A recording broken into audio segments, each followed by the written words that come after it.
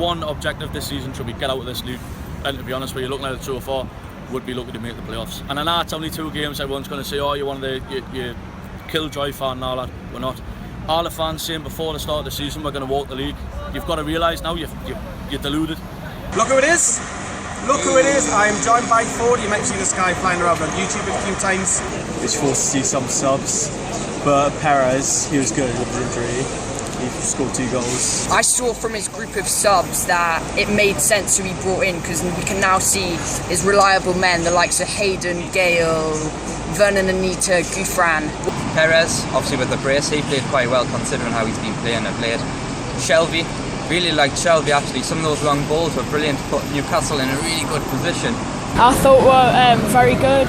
We played out with skin for most of the match until like the end, where we were like just passing a bit more to keep possession. I thought today we played very good, and hopefully we'll play like this for the next game. Gouffran played a hell of a game, put in a shift, and he gave Dummett a lot of protection, what we needed with Knockout running at you. Watching the last games, we always looked a bit shaky in defence, giving the ball away a lot. But I thought our defence was solid today. Vernon Anita surprised me quite a bit. Oh my God, 2 set pieces as well. Who would have thought it, man? Usually it's us getting undone by set pieces, but this time round it's us killing them. I don't think Lazar's very good, so he shouldn't be in the lineup. Nah. I think it was just very calm. We weren't like really trying that hard, it seemed. We were just running up the pitch whenever we wanted, making good runs.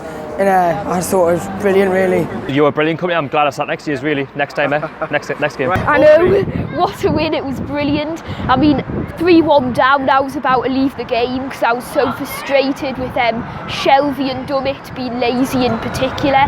And then I just, like at the end, I was by the box waiting to go out of the match when it ended, and then I was next to the stewards when they scored the 2 goals. Unbelievable. First half we played brilliant. I mean, you couldn't put a foot wrong. I was just disappointed not to go in 3-0 up, but other than that I couldn't really complain.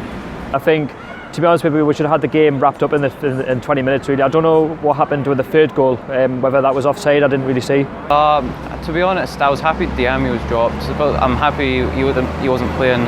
I was happy Yedlin came in. I thought at home Yedlin's a better option, attacking wise. I think Anita's probably a better option away from home.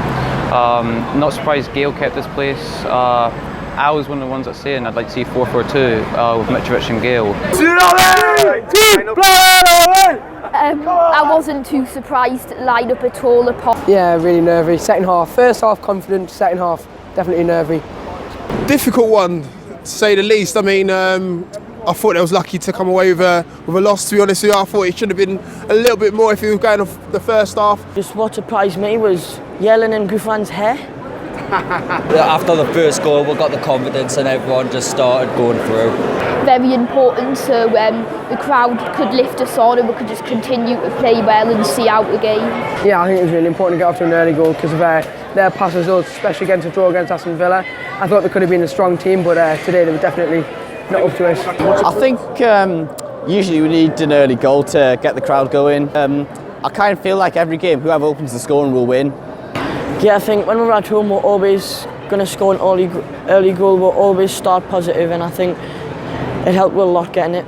Yeah, definitely. I think there's just definitely something missing. I think it really shows what John Shelby actually has, and that if Newcastle do go up this season, I think that he can do wonders in the Premier League. Yeah, I think he can definitely see it. I think when it was announced the 5-game ban, I thought that they weren't missing that much because of the pure amount of goals that Dwight Gale's scored this season. He's been absolutely amazing. Second half was absolutely magnificent, much better. Got no criticisms of that. I thought, Atsu was much improved in the second half, and Gale, obviously the 2 goals, won it for us. 3 points in the bag. Who was the kid we were watching against? What's his name? Kearney? Tom Kearney, yeah. Tom Kearney, yeah. We like the look of Tom Kearney. Thank fuck we didn't have Matt Sells, to be fair. Do you think that's fair? Criticism thrown at Matt Sells? I mean, come on. No offence, but there was some crosses which I thought if Matt Sells was in goal, he probably would have dropped that. Yeah, I agree. I think Rotherham tired out a bit. I think our quality shone in the whole game. It was just if and how many we could get. To be honest, I like Richie and Gouffran as our main wingers. I don't like the thought of having to drop one of them. I thought that we lack leadership. I know that people saying Lascelles should have been dropped, and I think the fact that they've dropped him for that game gives him a chance to get his confidence back. Referee was hopeless, but that's been happening lots of times this season with referees. I don't even think there's been one game where the referee's actually been good. It was funny. I was sitting there, I was laughing. It was pretty historic to me, but I was happy. I wanted him to score the own goal more than anyone else. But I was laughing my head off when he was scored. But maybe Shelby definitely won the battle tonight, and Lansbury just pantomime villain head. And they're at it again. This is mental. Let's talk about the hatred of Aston Villa fans. Why do we hate Villa fans? Because I just think they're so big club, They think they're so cool, and they think they're a bigger club than us. When, come on, Gallagate flags at the Championship. Do you see Gallagate flags at Villa Park? No, you don't. Well, what went wrong. I mean, the communication yet again for the not the first time. Exactly, it's happening in many games now, and I think this is a big call. But for the Brighton game, I think we need to drop Lascelles, and I think we need to bring in Hanley.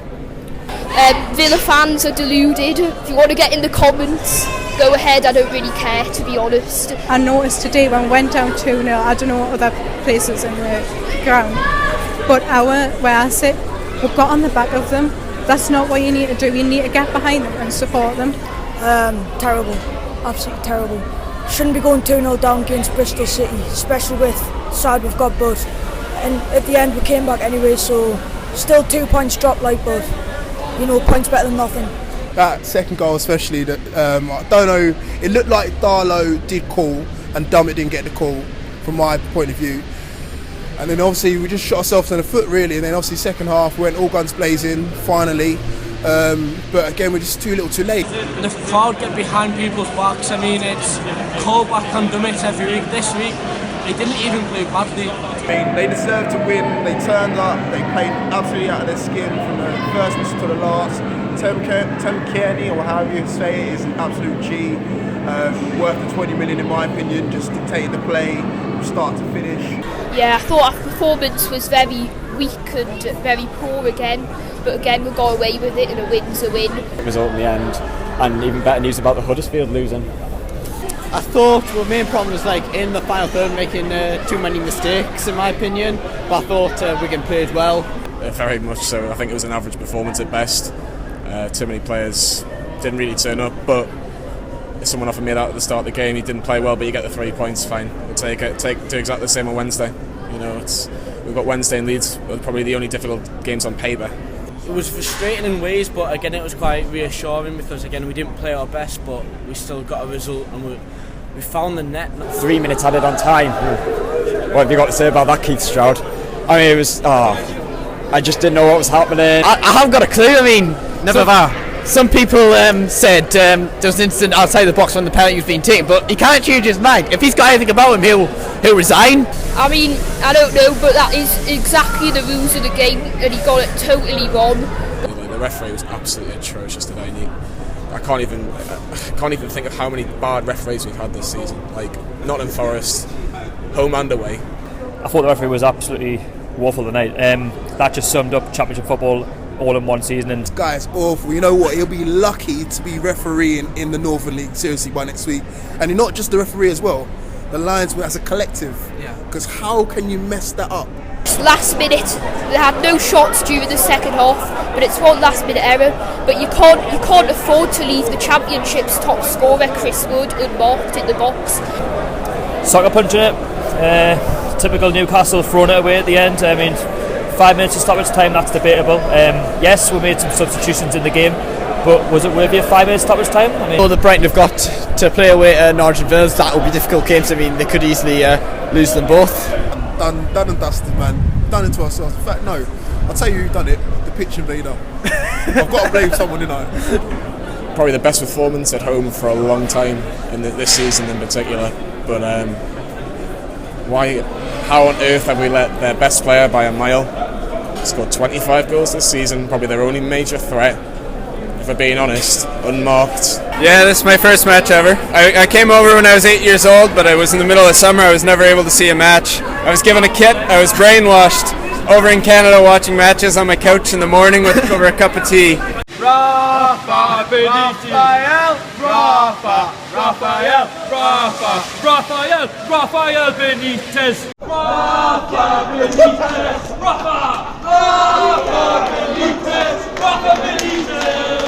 It's unbelievable. I mean, once Brighton scored, the place just went flat. But then once they equalised, the whole stadium just went up, and it's amazing. I can't believe it. Yeah. Absolutely delighted. I just turned on my phone to check, and but I seen on other people's phones it was 1-1. And welcome to my lucky charm, Harry, with this absolute beauty of an outfit. Do you think this won us the game? I believe so. Oh, it's just amazing. I still feel sick of the fact that Villa scored the last few minutes, and up there I still feel sick because I was just so nervous. But I'm just glad we've done it, and I'm glad we're champions now. Yeah, we scored the third goal. It was 3-0 Newcastle. At the time it was 1-0 to Brighton, so everyone was a bit down. And then I broke the news that obviously Jack Grealish had scored for Aston Villa. It was 1-1, and everyone started culling us. I was like, whoa! Class. And I think Rafa should stay next season because hopefully Mike Ashley gives them money to spend. Absolutely brilliant. I'm so proud of the lads today. They put a really solid performance in. I thought the defence was reasonably solid, and also at the start we have to have Hayden going off the pitch. But I thought the midfield, Atsu and Perez impressed again. Well, again, the news seemed to spread quickly. Tommy had his phone out and we couldn't, his app was lagging a bit, so I was shouting to the guy next to me, who was shouting to the bloke in front of him. It was ages coming through, but then when another ripple went from one end to the other, and then the two guys behind me went yes, and then Tom's app came up and it was 1-1, and everybody just lost their minds. So I'm trying to get you a thing. I know. You're the glass defender. Never gives the ball away. 1, 2, 3, 4.